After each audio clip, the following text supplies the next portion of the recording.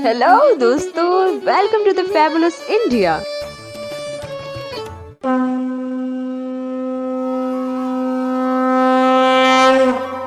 आखिर किस वजह से आज भी अधूरी है जगन्नाथ मंदिर की मूर्ति? क्या है इसके पीछे की प्रचलित कथा? आइए जानते हैं। सभी मंदिरों और पवित्र स्थानों से जुड़ी कई कहानियां होती हैं। यही प्रचलित गाथाएं आगे चलकर भक्तों को उन स्थानों तक लाने के लिए प्रभावित करती हैं। ऐसा है एक स्थान है पुरी का जगन्नाथ मंदिर। इस प्रसिद्ध मंदिर से जुड़ी है एक बहुत ही प्रचलित कथा। कथा के अनुसार माता यशोदा, देवकी जी और उनकी बहन सुभद्रा वृंदावन से द्वारिका आई। उनके साथ मौजूद रानियों ने उनसे निवेदन किया कि वे उन्हें श्री कृष्ण की बाल लीलाओं के बारे में बताएं। इस बात पर माता यशोदा और देवकी उन रानियों को लीला सुनाने के लिए राजी हो गई। उनकी बातों को कान्हा और बलराम सुन न ले, इसीलिए माता देवकी और बहन सुभद्रा बाहर दरवाजे पर पहरा देने लगी। माता यशोदा ने कृष्ण की लीलाओं की गाथा आरंभ की और जैसे जैसे वो बोलती चली गई, सभी उनकी बातों में मग्न होते गए। खुद सुभद्रा भी पहरा देने का ख्याल भूलकर उनकी बातें सुनने लगी। इस बीच में श्री कृष्ण और बलराम दोनों वहां आ गए और इस बात की किसी को भनक तक नहीं हुई। सुभद्रा इतनी मगन हो गई कि उन्हें पता भी नहीं चला कि कान्हा और बलराम कब वहां आ गए।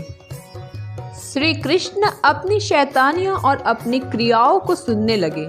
सुनते सुनते उनके बाल खड़े होने लगे। आश्चर्य की वजह से आंखें बड़ी हो गई और मुंह खुला का खुला रह गया। वहीं खुद सुभद्रा भी इतनी मंत्रमुग्ध हो गई कि प्रेम भाव में पिघलने लगी। यही कारण है कि जगन्नाथ मंदिर में उनका कद सबसे छोटा है। सभी कृष्ण की लीलाओं को सुन रहे थे। इस बीच यहाँ नारद मुनि आए।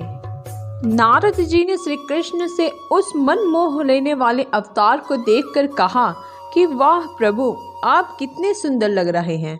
आप इस रूप में अवतार कब लेंगे? उस वक्त श्री कृष्ण ने कहा कि वे कलयुग में ऐसा अवतार लेंगे। वादे के अनुसार कलयुग में श्री कृष्ण ने राजा इंद्रद्युम्न के सपने में आए और उनसे कहा कि वे पुरी के दरिया किनारे एक पेड़ के तने में उनका विग्रह बनवाएं और बाद में उसे मंदिर में स्थापित करा दें। श्री कृष्ण के आदेशानुसार राजा ने इस काम के लिए काबिल बढ़ई की तलाश शुरू कर दी। कुछ दिनों के बाद एक बूढ़ा ब्राह्मण उन्हें मिला और उसने इस विग्रह को बनाने की इच्छा प्रकट की। लेकिन इस ब्राह्मण ने राजा के सामने एक शर्त रखी कि वह इस विग्रह को बंद कमरे में ही बनाएगा और उसके काम करते समय कोई भी कमरे का दरवाजा नहीं खोलेगा, नहीं तो वह काम वो अधूरा छोड़कर चला जाएगा।